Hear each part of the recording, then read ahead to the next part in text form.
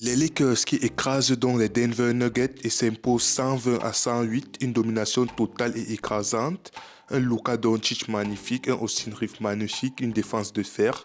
Même comme quelque temps, on n'a pas été sérieux. Mais bon, les Lakers qui affrontaient donc les Denver Nuggets sans Nikola Jokic, sans Jamal Murray, les deux meilleurs joueurs, je n'ai pas besoin de dire, je crois, on sait que c'est Denver Nuggets sans Nikola Jokic, c'est pas la même chose, mais ils ont quand même réussi l'exploit de s'imposer face aux Golden State Warriors. C'est pour dire à quel point cette équipe, malgré l'absence de ces deux-là, on ne doit pas s'amuser, on doit les prendre au minimum au sérieux.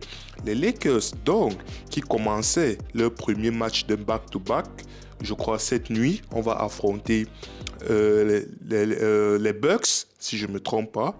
Donc, on a une soirée, un 48 heures de feu. Et ce 48 heures a très bien commencé. Une victoire exceptionnelle, une victoire magnifique, une victoire. Vous pouvez dire ce que vous voulez. Vous pouvez dire qu'il n'y avait pas Nikola Jokic. Vous pouvez dire qu'il n'y avait pas Jamal Murray. Il n'y a pas de souci. Lors de notre dernier match face à Denver, lorsqu'ils ont gagné sur le fil, il n'y avait pas Luka Doncic, il n'y avait pas de LeBron James, il n'y avait pas de Rui Hachimura, il n'y avait pas de Jackson Hayes. Donc, on peut dire qu'on les a rendus la monnaie de leur pièce, si on peut dire ça comme ça. Bref, des Lakers qui, comme à leur habitude, n'avaient ni LeBron James, ni Rui Hachimura. Je ne sais même pas quand est-ce qu'ils vont revenir. Mais aux dernières nouvelles, LeBron James est censé revenir la semaine prochaine, si je ne me trompe pas. Bref, parlons du match. Comment commencer ce débrief sans parler de Luka Doncic? Luka Doncic, premier quart-temps de Luka Doncic, 21 points en un quart-temps. Il y a des joueurs sur le box score qui ont mis 21 points durant tout le match. Il y a des joueurs sur le box score qui ont mis 21 points en 2-3 matchs cumulés. Luka Doncic te met 21 points en un quart-temps. Je crois à 5 minutes restant dans le premier quart-temps, il était déjà quasiment à 15, un truc du genre.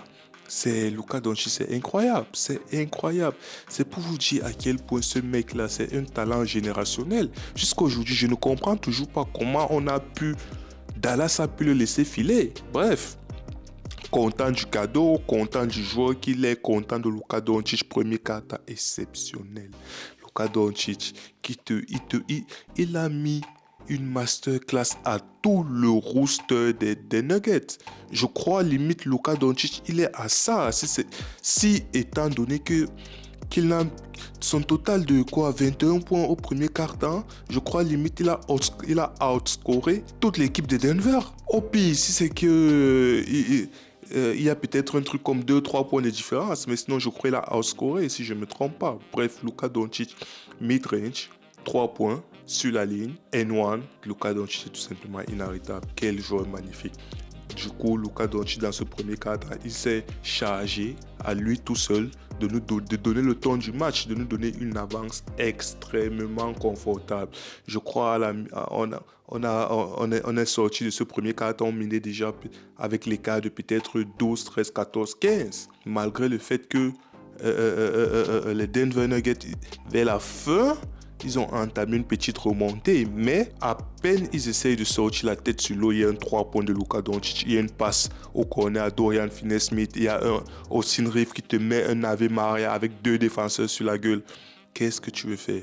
Deuxième quart-temps, Luka Doncic qui avait commencé un premier quart-temps de folie, naturellement. Il y a un deuxième homme dans cette équipe qui s'appelle Austin Reeves. Ce qui fait que lorsque Luka Doncic décide de se reposer, parce que clairement il a décidé de se reposer, qu'est-ce qui se passe? Austin Reeves prend le relais. Et lorsque c'est Austin Reeves qui prend le relais, c'est tout autant magnifique. Austin Reeves, quel joueur, quelle évolution. Je comprends pourquoi ce joueur, il fut une époque pour des anciens fans des Lakers où on disait THT c'était l'avenir, Talen Horton Tucker c'était l'avenir. On l'a vu, on a tradé. Aujourd'hui, qu'est-ce qu'il est devenu? Il devient rien du tout. Mais Austin Reeves, qui avait autant, comment dire, il avait le même statut que THT, mais on a décidé qu'on ne le traite pas sous aucune condition, sous aucun prétexte, on ne le traite pas. Et aujourd'hui, il nous le rend bien. Austin Reeves, quel joueur magnifique. Je crois que sur ces derniers 4 matchs, il tourne à 30 points de moyenne. Une équipe où il y a Luka Doncic, Austin Reeves tourne à 30 points de moyenne. Rappelez-vous, ce joueur, c'est une troisième option. Ce joueur, lorsque LeBron James joue, il est troisième option. Il tourne à 30 points de moyenne. C'est pour vous dire à quel point ce gamin est exceptionnellement fort. Austin Reeves qui a donc pris la main dans ce deuxième quart-temps. Austin Reeves qui a tout fait. Il fait jouer les autres. Il part sur la ligne and one à 3 points. Il provoque, il est agressif. Il est playmaker. Il finit avec quoi?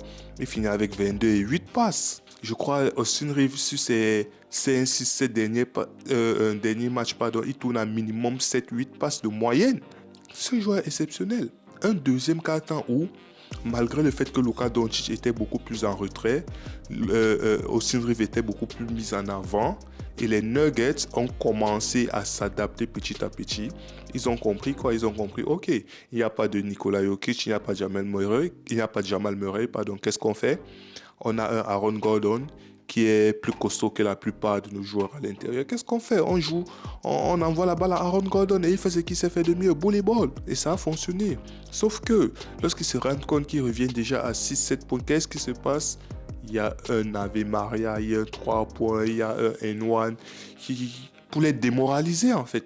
Les Lakers ont du moins du début jusqu'à la fin de ce match n'ont jamais été réellement inquiétés. Les Lakers ont été en contrôle du début du match jusqu'à la fin. Je ne sais même pas si les Denver ont pris le lead une seule fois dans ce match. Je ne sais même pas. Et je ne pense même pas une seule fois, ne serait-ce que pendant une seconde, ils n'ont jamais pris le lead. Ils n'ont jamais vu, on les a jamais vus dans notre rétroviseur. C'est pour dire à quel point on était dominant. C'est vrai. Il y a des séquences où on enchaîne des turnovers dégueulasses. Il y a des séquences où Luka Doncic te tente des trucs.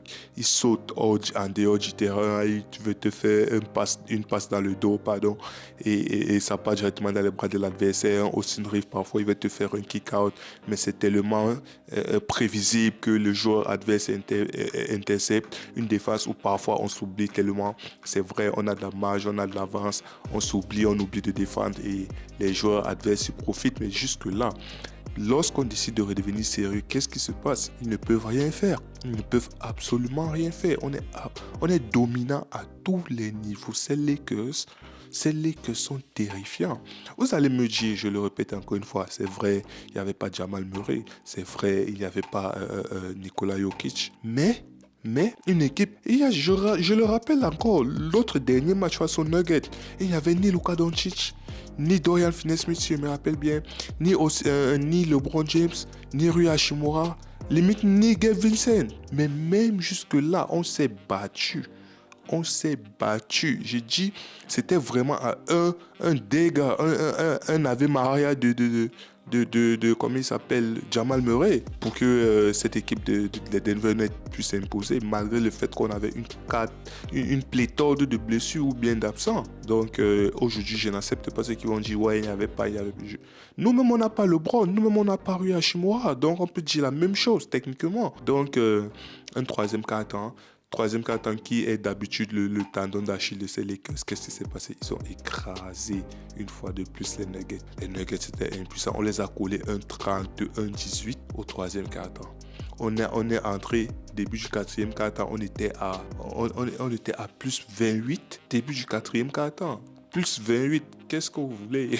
Le match était plié, c'est vrai. À la fin, vous allez voir score 108-120, vous allez vous dire, ouais, 12 points, le match était plutôt serré. Non, le match n'a jamais été serré. À chaque fois que les Denver Nuggets essayent de faire une rapprochée, qu'est-ce qui se passe? On les enfonce encore plus. On leur enlève tout espoir de revenir. C'était pour vous dire à quel point la domination était absolue.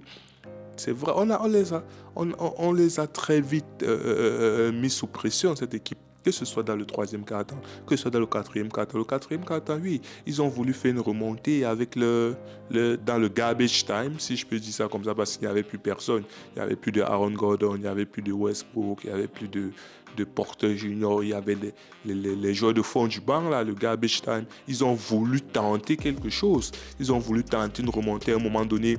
Ils ont enchaîné des séquences, je crois, ils nous ont mis des plus 8, 7, 9, un truc comme ça. Après, on réussit toujours à mettre ce panier qui fait en sorte que l'espoir disparaît de plus en plus en face. Donc, au final, Je ne sais pas s'ils attendaient vraiment quelque chose de cette petite remontée des joueurs du garbage time, mais dès l'instant où Bronny James entre sur le parquet, tu comprends qu'il n'y a plus rien à faire.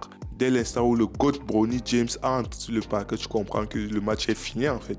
C'est fini, c'est clos.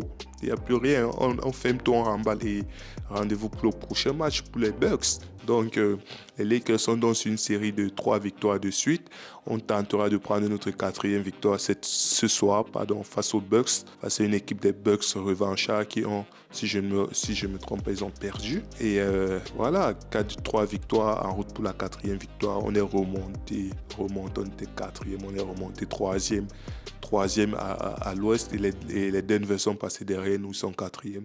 Mais entre la 2e et la 4e, 5e place, ça se joue limite à 2-3 victoires. C'est pour vous dire à quel point c'est serré. Pour le reste, en dessous de la 5e, 6e place, ça ne m'intéresse pas pour l'instant. Donc, on résiste, on fait de la résistance en attendant que le King revienne.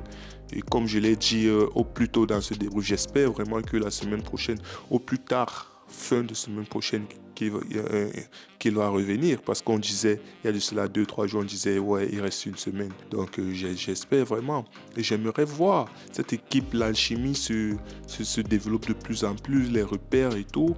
Maintenant il faut réintroduire encore le LeBron James dans cet effectif. Qu'est-ce que Austin Reeves va redevenir, vu qu'il touchera moins la balle? Mais sinon, franchement, cette équipe des Lakers, solide offensivement, défensivement. Luka Doncic magnifique. Luka Doncic qui finit avec 31 points, 11 ou 12 passes décisives. Austin Reeves 22.8 passes décisives. Après un très bon collectif, Dalton Connect très bon, Gabe Vincent très bon, Dorian Finney-Smith il maîtrise son rôle, il connaît ce qu'il doit faire, très bon. Vando très bon. Jackson Hayes il fait ce qu'on lui demande. Il sait de dissuasion, il sait de menace aérienne, il est là pour les lobes. Qu'est-ce que vous voulez de plus? Maintenant, le Goodwin que JJ Redick s'y plaît à y insérer dans la rotation, dans le starting five. Les 2 derniers matchs, il a commencé starter. Pour vous dire à quel point JJ Redick fait confiance à ce mec, notamment pour sa défense, pour son shoot à 3 points, pour ce qu'il peut apporter un minimum offensivement, le hustle, tout ça. Ça fait vraiment plaisir, de voir qu'on a au moins ce 8-9 joueurs impliqués. 9-10 joueurs encore dans une seconde mesure, c'est qu'on peut compter. Et je le rappelle encore une fois, LeBron James et Rui Hachimura sont absents. Cette équipe des Lakers, ils sont terrifiants.